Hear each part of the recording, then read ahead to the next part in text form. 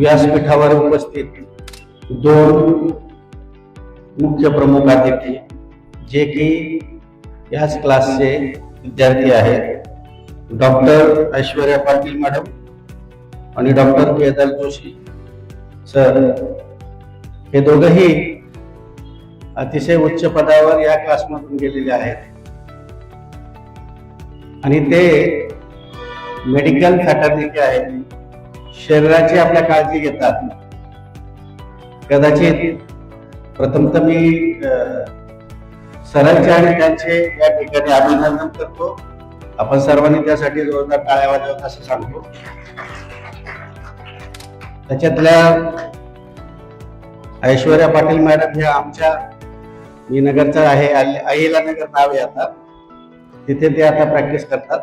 दुसरं, कदाचित काळे सरांना, तुम्हाला कोपरगाव जर माहित असेल, काळे आणि कोले एक समीकरण आहे, ते समीकरण जुळावं म्हणून कदाचित प्राध्यापक काळे सर जे संचालक आहेत या ज्ञानसागर क्लासेसचे, तर त्यांनी कोल्यांची निवड केली असावी.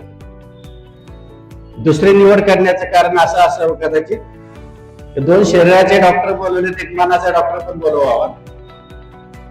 कारण मी सायकोलॉजी मध्ये, काउन्सिलिंग अँड सायकोथेरपी मध्ये मी काम करतो सध्या कालिका मंदिरासोबत.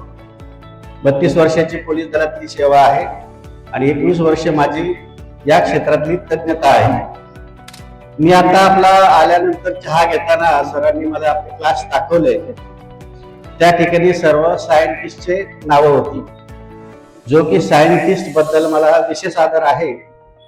तर माझं पहिलं पुस्तक पासवर्ड सुचण्याचा, सूचना त्या छोट्याशा शब्दावर 250 पानाचं पुस्तक आहे आणि त्याची प्रस्तावना सायंटिस्टनी द्यावी म्हणून मी आग्रही होतो आणि डॉक्टर रघुनाथ माशेलकर हे जे सायंटिस्ट आहेत त्यांची ती प्रस्तावना त्या पुस्तकाला आहे. त्याच्यामुळे या क्लासबद्दलचा आदर इथे आल्यानंतर अधिकच द्विगुणित झाला माझा, की जे काही इथली शिस्त आणि ज्या प्रकारचं त्यांनी सांगितलं की त्यांची सुद्धा या क्षेत्रातली 35 वर्षाची, म्हणजे माझी 32 वर्षाची सेवा आहे, त्यांची सरांची 35 वर्षाची या क्षेत्रातली सेवा आहे विद्यार्थ्यांना ज्ञान देण्याची. दुसरा मुद्दा मी या ठिकाणी मी सांगतो की मला या ठिकाणी तुम्हाला मार्गदर्शन करण्याचा अधिकार आहे का? मी ठामपणे सांगू शकतो की मला तो 100% अधिकार आहे. कारण पासवर्ड सुचण्याच्या पुस्तकात पण मी ते लिहिलेलं आहे की यशस्वी आणि हॅपी जीवनाचं सूत्र मला सापडलं असा माझा समज आहे. त्याचं कारण आहे, माझी मोठी मुलगी जे IIM म्हणजे MBA भारतातलं टॉपचे जे शिक्षण असतं ते IIM म्हणतात, तुम्हाला पुढे कळेल. तर जे चौथं कॉलेज आहे लखनौ भारतातलं, तिथून ती पासआउट झालेली आहे. 2 मुली 1 मुलगा आहे. दुसरी मुलगी ती इंडियात 15वी आली होती, वेलिंगकर म्हणून ती पासआउट झाली. दोघे उच्च पदस्थ जॉब मध्ये आहेत, दोन्ही लग्न झालेले आहेत. मुले दोघेही जावई उच्च पदस्थ आहेत, IIT आहेत आणि गोल्ड मेडलिस्ट आहेत. आणि मुलगा जे इंजिनिअरिंगचं सर्वात टॉपचं शिक्षण असतं IIT खरगपूर येथून तो पासआउट झालेला आहे. तो पण मोठ्या पदावर जॉबला आहे बँगलोर. आणि मला भारत सरकारचं सर्वोच्च जे पदक असतं राष्ट्रपती पदक, ते 15/2020 रोजी प्राप्त आहे. म्हणजे मला तिकडचं पण सूत्र सापडलं आणि कुटुंबातल्या बॅलन्सचं पण सूत्र सापडलं, म्हणून मला आपल्याला मार्गदर्शन करण्याचा अधिकार आहे. या भावना माझ्या ज्या पोलीस दलातील अधिकारी आहेत त्या माझ्याकडेच होत्या आणि त्यांच्या मुलाच्या शिक्षणासाठी त्यांनी ते जाहीरपणे त्यांच्या वाचना सांगू शकतील माझंच मार्गदर्शन घेतलं. मीच ते लाईन अप केलं आणि NIT मध्ये त्यांचा मुलगा चांगल्या ठिकाणी सध्या शिक्षणाला पहिल्या वर्षासाठी रुजू झालेला आहे. या ठिकाणी जे आपल्या स्टेजवर 2 दुसरे डॉक्टर आहेत, ते मुख्याध्यापक या प्राचार्य काहीतरी आहेत आणि दुसरे जे आहेत ते देखील आदर्श शिक्षक आहेत. तो शोले मधल्या डायलॉग सारखं सरांनी चुन के लाये है, चुन के. आमचा रोल काय तुमच्यासाठी, आपण 3 याला 8 ते 10 मिनिट मला दिलेले आहेत, तेवढ्यातच मी संपवणार आहे. तसं माझं स्पीच 40 मिनिटाचं असतं, वर्कशॉप 4 तासाचं असतं, म्हणजे दिवसभराचं असतं. परंतु मी मुद्दाम दिलेल्या फ्रेम मध्ये संपवेल कदाचित 1-2 मिनिट इकडे तिकडे. तर आपण 3 भागामध्ये समजून घेऊ या विषयाला का आम्हाला का बोलवलं, म्हणजे आमचा रोल काय, ए पार्ट. बी म्हणजे पालक आणि शिक्षकांचा रोल काय, आणि सी म्हणजे विद्यार्थ्यांनी काय करायचं. बाबा माझे मागच्या महिन्यातले आणि ह्या महिन्यातले जर तुम्हाला अकॅडमिक एक्सलन्स बद्दलचे दिवस सांगितले तर मी जवळजवळ महिन्यातले 15 दिवस विद्यार्थ्यांसमोर कुठल्या ना कुठल्या कॉलेजमध्ये स्पीच देतोय. काल सुद्धा माझं गुरु गोविंद सिंग मध्ये स्पीच होतं. तुमचे मी कलागुण देखील पाहतो, गॅदरिंग आणि इतर गोष्टी. पण मला एक गोष्ट जाणवली, ती मुलांनी मुद्दाम लक्षात घ्यावी, मेल्स मुलांनी, की मला मुली अत्यंत तलक, अत्यंत ऍक्टिव्ह सर्व ठिकाणी मला दिसून आल्या. तेवढी मुलं मला दिसली नाही, ही जाहीरपणे मी सांगतो. दुसरा मुद्दा की तुकाराम महाराजांचा अभंग आहे, बुडते हे जन न देखवे डोळा म्हणून कळवळा येत असे. की मी माझी आयुष्याची अख्खी पुंजी हे सेंटर उभं करण्यामध्ये लावलेली आहे, आणि मला युथ आणि महिला आणि मुली यांचं एम्पॉवरमेंट करण्याचा मी ध्यास घेतलेला आहे. कारण माझी मुलं सर्व सेटल्ड आहेत, आणि मला असं वाटतंय की आपल्याला काहीतरी सूत्र सापडलंय, म्हणून आपण ते समाजाला द्यावं आणि देणं लागतो. जे की सरांचा देखील आता उल्लेख केला की सिंगल पॅरेंट आणि इतर गोष्टींसाठी सर देखील योगदान देतात. समाजाच्या प्रत्येक घटकाने असं छोटं ते जे सेतू बनवताना, राम सेतू पूल बनवताना खारीचा वाटा जसा प्रत्येकाने उचलला तर निश्चितपणे आपल्याला त्याचा फायदा होईल, निश्चित आहे. आमचा रोल काय हे सांगताना मी हे सांगेन की जशी एखादी गाडी रस्त्यात, आता मी ज्या गाडीने आलो ती गाडी जर रस्त्यात बंद पडली तर आपण पटकन काय करतो, मला लक्षात आलं की त्याची बॅटरी थोडी कमी झाली, लीक झाली, डिस्चार्ज झाली, आपण दुसऱ्या गाडीची दुसरी गाडी जवळ आणतो आणि त्याचे पाहिलेले का तुम्ही लोकांनी, एक स्पार्क देतात, एक झटका देतात बंद पडलेल्या बॅटरीला, आणि ती बॅटरी चालू होते. तसं तुम्हाला या ठिकाणी तुमची बॅटरी जे डिस्चार्ज झालेली आहे त्या बॅटरीला झटका देण्यासाठी आम्ही सगळे इथे आलेलो आहोत. मग तुम्हाला एकदा झटका दिला, गाडी चालू झाली का गाडी तुम्हालाच पळवायची. दुसरा मुद्दा, काही विद्यार्थी, काही लोक म्हणतात की आता यांनी मोटिवेशनल स्पीच या ठिकाणी दिलं, आम्हाला मोटिवेशन दिलं, पण किती महिन्याभराने परत आम्ही पैसे झालो. जसं आपली एखादी कार असते आणि त्याला जायचं असतं 2 किलोमीटर, तो काय सांगतो, माझ्या गाडीचा लाईट फक्त 500 मीटर पडतोय. अरे बाबा, 500 मीटर तर चालतो पुढे, त्याच्या पुढे तुला 500 मीटर बरोबर लाईट देणार आहे, म्हणजे 2 किलोमीटर तुला जायचंय, किंवा जेवढं तुला जायचंय तेवढा जाता येईल, तो प्रकाश तुला 500 मीटर पाहिजे. काही लोक म्हणतात मला गाडी नाहीये, मी कसं जायचं, मला कोणी लिफ्ट देईल का. पण तू घरात अंतर्गतूनच रस्त्यावर येत नाही, तू रस्त्यावरती ये, 2 पावलं चालायला लाग, कोणाला तर लिफ्ट माग. जे 2 लोक लिफ्ट मागून देखील तुझ्यासाठी थांबत नाहीत, तिसरा न मागता देखील थांबतो, पण तुम्ही चालायला सुरुवात करायला पाहिजे. हा आमचा रोल आहे. मग आता पालकांचा रोल काय. एक मी नेहमी गोष्ट सांगत असतो, एक हत्तीचं पिल्लू असतं, त्याची काळजी घेणाऱ्या 45 किलो वजनाच्या व्यक्तीला माहूत असं म्हणतात. माहूत. ज्यावेळेस तो पिल्लाचा मोठा हत्ती होतो आणि त्या जंगलामध्ये ज्यावेळेस वादळ सुरू होतं, पाऊस सुरू होतो, तुफान सुरू होतं, तर माहूताला काळजी वाटते की एवढ्या छोट्या पिल्लापासून त्याला एवढं मोठं केलं. तो आयशर गाडी बोलवतं आणि त्याला त्याचे 2 पाय त्याच्यात टाकायला डायरेक्शन देतो. तो 2 पाय टाकतो, पण हत्ती चढत नाही त्या आयशर मध्ये. आणि माऊत हा 45 किलो वजनाचा, तो त्याला चढवू शकतो का. परंतु हत्तीला माहित असतं की जोपर्यंत माऊचा सपोर्ट नाही तोपर्यंत विचारणार नाही, त्याची मानसिकता झालेली असते.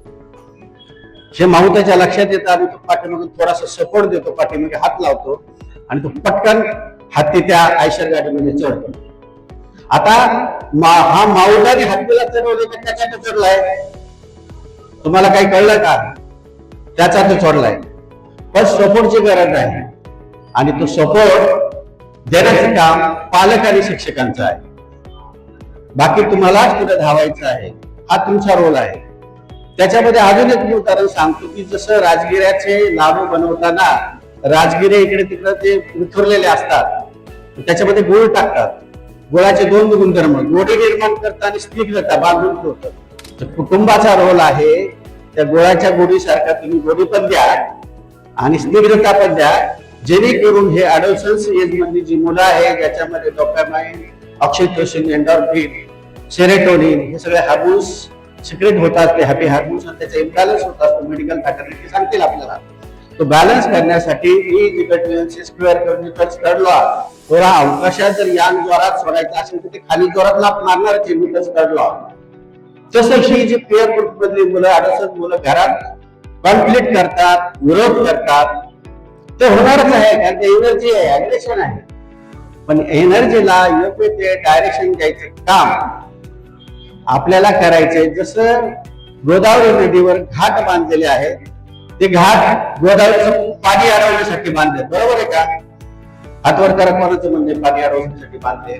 तुम्ही स्पीच कडे लक्ष देत असेल तर तुम्हाला समजेल. नाहीतर मी एक कीर्तन ऐकलं होतं पूर्वी, की ते कीर्तनकार सांगायचे की 7.5 हॉर्स पॉवरची मोटर धोधो पाणी सोडते, त्याच्या खाली वाटी जर सोडली तर गरकन पाणी त्याच्यात पडतं, वाटेत 100 वेळा आतमध्ये टाकायला बाहेर काढा, पाण्याचा एक थेंबही वाटेत नसतो. कारण 7.5 हॉर्स पॉवरची मोटर चालू तुम्ही वाटेत ठेवताय, बारावी ठेवा, तर तो संत गतीने वाहील आणि हे करेल. तुम्हाला समजतंय का की घाट पाणी अडवतात की त्या ठिकाणी आपल्याला सुविधा देतात? नदीवर बांधलेले घाट, एखाद्याने तरी उत्तर द्या, एखाद्याने हातवर करा. ते सुविधासाठी असतात, आपल्याला स्नान करता यावं, आपल्याला पाणी घेता यावं. मग हा रोल आहे आपल्या सगळ्या पालकांचा, त्यांना सुविधा द्यायची आहे. मग आता ह्या विद्यार्थ्यांनी काय काय, तुम्हाला सुविधा मिळाली, तुम्हाला माऊतासारखा सपोर्ट मिळाला, तुमच्या बॅटरीला झटका दिला, तुम्ही चार्ज झाले, मग तुम्हाला काय करायचंय?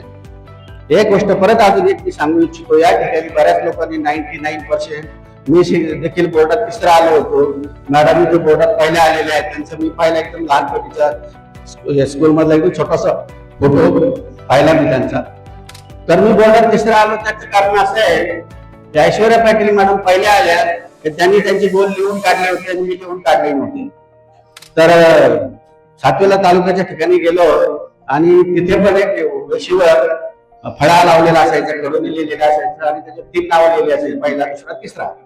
आणि मला वाटलं मी 8वी 10वीला माझं पण बोर्डामध्ये नाव, म्हणजे या फळ्यावर नाव पाहिजे, कारण महिन्यावर राहायचं आणि पूर्ण तालुक्यातले लोक येऊन ते दर बाजाराच्या दिवशी यायचे पाहायचे.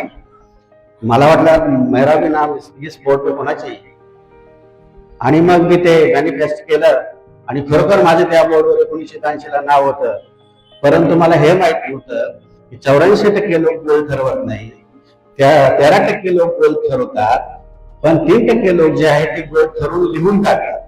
त्याचा राईट हेमिस्फिअर आणि लेफ्ट हेमिस्फिअर जॉईंट होतं लिहून जर काढलं तर, हाताने, लॅपटॉप मध्ये नाही, मोबाईल मध्ये नाही, पेन आणि पेन्सिल घेऊन कागदावर लिहायचे, वहीमध्ये लिहायचे. ते जर लिहिलं असतं तर माझं पहिलं राहिलं असतं, 3ऱ्या नंबरचं नाव होतं. तर तुम्हाला हे सगळं गोल लिहिल्यानंतर ते फोकस पद्धतीने जायचंय.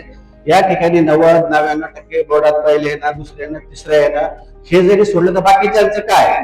आमिर खानचा जो एक फिल्म आहे हर बच्चा खास होता है, तुम्हाला माहितीसाठी सांगतो, मेडिकल फॅकल्टीचे 2 व्यक्ती या ठिकाणी बसलेले आहेत. जे मेंटल डिसऑर्डर आहे, मानसिक आजार, 13.7% इंडियामध्ये आहे. आणि आपल्याला, आपण फिट आहोत आपण इथं बसलेले सगळे, पण मेंटल डिसऑर्डर असणारा माणूस जगाच्या पाठीवर 1 नंबर होऊ शकतो. टॉम क्रूज, त्याला डिस्लेक्सिया आहे, लर्निंग डिसेबिलिटी आहे, असा व्यक्ती सुद्धा हॉलिवूडचा हिरो होतो, जगातला 1 नंबरचा. त्याला स्क्रिप्ट वाचून दाखवावं लागते, तुम्ही युट्यूबला जाऊन ते पाहू शकता. तर असं नाही, 80-90% मार्कवालेच फक्त टॉपला जातात. तुम्ही जर आपली 140 करोड किंवा 150 करोडची आपली जर लोकसंख्या पकडली आणि तुम्हाला सांगितलं की मीडिया, कल्की शर्मा सारखे मीडिया पर्सन सांगा, तुम्ही 10 नावं सांगू शकत नाही. इतर संगीतातले 10 नावं टॉपची सांगा, तरी तुम्हाला 10 नावं पटकन सांगता येणार नाही. एखादा असं छोटं पेड घेऊ, ते आपण म्हणतो एखादा मुलगा एकदम मिस्किल करतो, कॉमेडी करतो, 4 पोरं त्याला हसतात. पण असाच एक झाकीर खान नावाचा मुलगा, बऱ्याचशा तरुण मुलांना माहित असेल कदाचित, की तो स्टँडअप कॉमेडियन कॉमेडी करतो. ग्रॅज्युएट काळा सावळाचा मुलगा आहे, दिसायला रंग नाही, रूप नाही, ग्रॅज्युएट पण नाही अजून तो झालेला. त्याला सगळं हाकललं होतं घरातून, समाजाने आवरलं होतं. पण 4 मित्र त्याचे म्हणायचे तो खूप सुंदर कॉमेडी करतो. त्याने ठरवलं याच्यातच करिअर करायचं. 4चे 10, 10चे 20, नंतर एक छोट्याशा पर्सनॅलिटी थिएटरला प्रयोग, नंतर गणपती समोर प्रयोग करत करत करत करत लक्ष्मण शास्त्री देशपांडे वराड निघाले लंडनला. त्यांनी एकच नाटक केलं, एक पात्री प्रयोग केला आणि 1000 प्रयोग केले आणि सर्व जगामध्ये ते गाजले. तसं त्या मुलाने 17 ऑगस्ट 2025 ला मेडिसन स्क्वेअर गार्डन न्यूयॉर्क या ठिकाणी फक्त मायकल जॅक्सनचे प्रयोग हाऊसफुल होत होते. पहिला हिंदी प्रयोग त्या ठिकाणी झाला स्टँडअप कॉमेडीचा जाकीर खान यांचा, आणि त्या ठिकाणी जगातले सगळे लोक हिंदी ऐकण्यासाठी, पहिला हिंदी प्रयोग त्या ठिकाणी कॉमेडी ऐकण्यासाठी हजर होते. त्यांना तिकीट मिळाले नाही, का तो प्रयोग हाऊसफुल झाला. मला सांगायचं तात्पर्य असं आहे की हर बच्चा खास होत आहे. प्रत्येकामध्ये काही ना काही वर्च्यू असतो. तो जर तुम्ही युटिलाइज केला तर सगळेच IIT, IIM, UPSC, IAS, IPS होणार नाही. परंतु तुम्ही स्वतःच जर अनालिसिस केलं, मुलांनी विशेषतः आणि पालकांनी ते जर आयडेंटिफाय केलं, माझं जे सेंटर आहे त्या ठिकाणी मी ज्वारी म्हणतो, काही टेस्ट असतात, त्याच्या पद्धतीने अनालिसिस करून त्या मुलाचा इंटरेस्ट पुढे तो कशाशी यशस्वी होऊ शकतो हे मी करून देत असतो लोकांना. असं मॉब मध्ये जर एकत्र जरी बोलवलं मला तरी मी एकदम मॉबच होता. मॉब म्हणजे इंडिव्हिज्युअली त्या व्यक्तीची ती गोष्ट मी करून देतो. परंतु एकदा तुम्हाला कळलं की मी या क्षेत्रात यशस्वी होऊ शकतो, तर यशस्वी ते एकदा गोल ठरवला की त्या गोलला कन्सिस्टंटली तुम्ही जर पुढे गेले, ग्रॅज्युअली जायचे, हळूहळू पुढे जायचे. कारण जसं मी सांगितलं डायरेक्शन देण्याचं काम, जर मुंबईहून दिल्लीला विमान निघालं आणि त्याचं 1 डिग्री डायरेक्शन चेंज केलं तर ते दिल्लीला पोहोचेल का, ते चेन्नईला जातं. म्हणजे चुकीच्या दिशेने जाणाऱ्या मुलाचा किंवा मुलीसाठी जर 1 डिग्री चेंज केलं, चांगल्या दिशा दिली, ते विमान चेन्नईला उतरेल. कोण बनेगा करोडपती 16 प्रश्न असतात. मी मुद्दाम या ठिकाणी प्रगतीच्या अँगलनी तो सांगतो. त्याच्यात पैशाचा अँगल जरी दिसत असला तर तो पैशाच्या अँगलने घेऊ नका, प्रगतीच्या अँगलने घ्या. जेम्स क्लियर यांचं ॲटॉमिक हॅबिट नावाचं पुस्तक आहे, ते सायंटिफिकली प्रूव्ड पुस्तक आहे. मी सायंटिफिक ज्या गोष्टी रिसर्च प्रूव्ह झालेल्या आहेत, कारण हा क्लास पण नाव आहे ज्ञान सागर, ज्ञानाचा सागर. असा असणारा क्लास असल्यामुळे मी काही बोलणार नाही, कारण माझे स्वतःचे मी रिसर्च केलेला आहे. MBA मध्ये पण रिसर्च केलेला आहे. 14 रिसर्च पेपर माझी नॅशनल आणि इंटरनॅशनल जर्नल्स मध्ये पब्लिश असल्यामुळे जो रिसर्च झालाय त्याला प्रूव्ह झालंय, जे सायंटिफिकली त्याची लेटेस्ट झाली तेच गोष्टी मी बोलत असतो. तर ॲटॉमिक हॅबिट नावाच्या जेम्स क्लिअरच्या पुस्तकामध्ये 1% इम्प्रुव्हमेंट इन अ डे, पूर्वी म्हणायचे 5.5 वर्षात पैसे 10 दुप्पट, तसं 1% जर इम्प्रुव्हमेंट केलं तर 365 दिवसांमध्ये 37.78 पट, 37.78. मी 75 पण नाही म्हणलो, 80 पण नाही म्हणलो, 77, 78च म्हणतो, कारण ते सायंटिफिकली प्रूव्ह आहे. एवढ्या पट्टीमध्ये इम्प्रुव्हमेंट होते. म्हणजे एवढ्या टक्क्यात नाही म्हणत मी, एवढ्या पट्टीमध्ये इम्प्रुव्हमेंट होते. म्हणजे आजपासून जर इकडच्या मुलींनी इम्प्रुव्हमेंट करायचं ठरवलं आणि तिकडच्या मुलांनी समजा नाही ठरवलं, 1% त्यांनी सुरू नाही केलं, तर KBCच्या प्रश्नासारख्या पहिला प्रश्न 1000, दुसरा प्रश्न 2000, तिसरा प्रश्न 3000, चौथा प्रश्न 5000, 5वा प्रश्न 10000, करत करत करत दोघंही मुलं 90% चालले. दोघांच्या बायकांना वाटतं काय ही मुलगी आणि हा मुलगा सारखाच शेजारी शेजाऱ्याला काही फरक नाही. पण कंपाऊंड इफेक्ट जो असतो सगळ्यात शेवटी दिसतो, सुरुवातीला दिसत नाही. सीताराम बोललेलं 1 बक्षीस मिळालं, 2 बक्षीस मिळाले, 4 बक्षीस मिळाले, असे करत करत 850 बक्षीस झाले आणि अचानक राष्ट्रपती पदक मिळालं. रात्रीतून मिळालं नाही. तो कंपाऊंड इफेक्ट हा शेवटी दिसत असतो.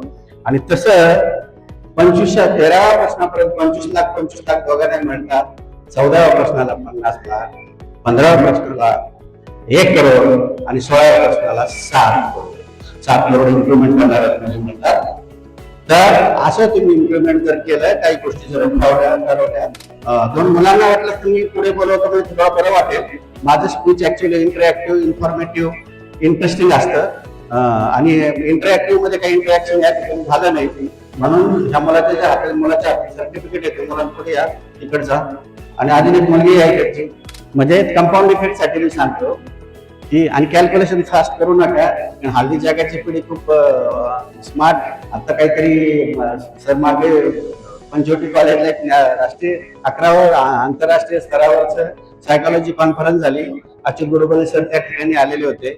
तर त्या ठिकाणी ह्या 3 पिढ्या सांगितल्या. आमची पिढी म्हणजे मिलेनियम पिढी, झेनजी पिढी 1997 ते 2012 झेनजी, आणि 12च्या पुढे काहीतरी अल्फा पिढी आलेली आहे. त्याच्या बऱ्याचशा गोष्टीत एक सेपरेट लेक्चर होईल, सांगेल ते काय असते ते आपल्या पालकांना समजणार नाही. परंतु जे सायंटिस्ट जे नाव वर्गावर लिहिलेले आहेत, त्या सायंटिस्टच्या डोक्यात इतकी फास्ट पिढी सध्या आहे, म्हणजे एआयने तातडीनच पुढे नेलेली आहे. तुम्हाला हे मुद्दाम सांगू असतो, एआय शुड बी को पायलट, आपणच पायलट सोड पण राहिलं पाहिजे. त्या 2 मुलांना मी प्रश्न विचारतो की माझ्याकडे 2 आता मला काळे सरांनी सांगितलं चहा घेताना तुम्ही 2 बक्षिसे जाहीर केलेत म्हणे, आणि त्याच्यामध्ये आज 2 ऑप्शन आहेत मात्र. तर 2 बक्षिसे त्यांनी जाहीर केले. एक आहे 1 करोड रुपये द्यायचे. त्यांचं कारण क्लास खूप छान चाललेलं आहे बरेच 35 वर्ष. मला असं वाटतं 1 करोड खरंच देणार आहे का, ते खरंच देणार. 1 करोड रुपये आता द्यायचे, आणि दुसरा ऑप्शन आहे 1 रुपया द्यायचे. पण जो 1 रुपया घेईल त्याला उद्या 2 रुपये, परवा 4 रुपये, असं 31 दिवस ते देणार. आता बाबा तू 1 करोड घेणार, 1 रुपया घेणार का? कशासाठी? नॉलेजसाठी 1 रुपया घेणार.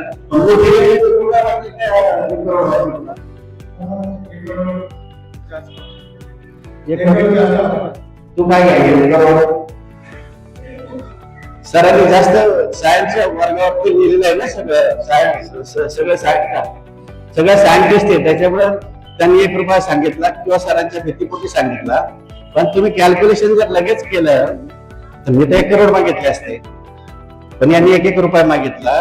आज 1 करोड दिले, आणि आज ज्याला 1 रुपया दिला त्याला उद्या 2 रुपये दिले, परवा 3 रुपये दिले, नंतर 4 रुपये दिले. 15व्या दिवशी 16,000 रुपये होतात. 30व्या दिवशी 53 करोड होतात. 31व्या दिवशी 1,07 करोड होतात. तुम्ही कॅल्क्युलेशन करून बघा. 1 रुपयाचे डबल करत गेले तर 31व्या दिवशी म्हणजे एकाच महिन्यात 107 करोड होतात. याला म्हणतात कंपाऊंड इफेक्ट.